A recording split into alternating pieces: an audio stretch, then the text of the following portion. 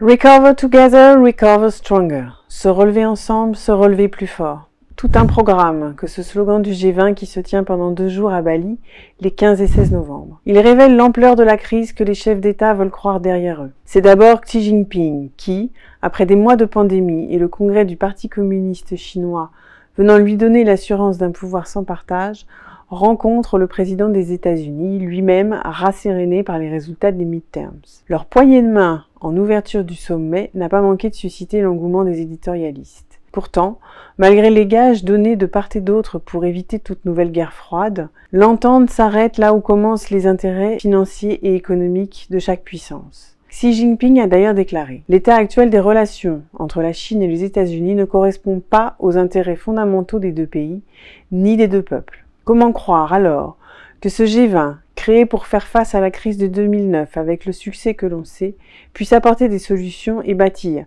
une véritable stabilité, ou faire revenir la paix partout où le conflit s'est installé comme l'espère Macron? Comment croire à la sincérité de sa demande au président chinois de convaincre Poutine de venir négocier sur l'Ukraine? Poutine, ce vieil ami du président chinois, qui épargne d'ailleurs celui-ci en nommant encore crise ce qui est une guerre, est bel et bien absent de ce sommet. Les vedettes sont Joe Biden et Xi Jinping, mais qui sait si demain, ils n'auront pas besoin de la Russie. Ce théâtre raffiné du chaos économique et social, engendré par le capitalisme et ses fidèles serviteurs impérialistes, ne saurait nous masquer la guerre armée ou sociale qui se joue à tous les niveaux pour la mainmise sur les ressources et les profits. Si l'avenir des puissants se joue peut-être à Bali, le nôtre s'écrit ici et maintenant dans la solidarité des travailleuses et des travailleurs du monde entier.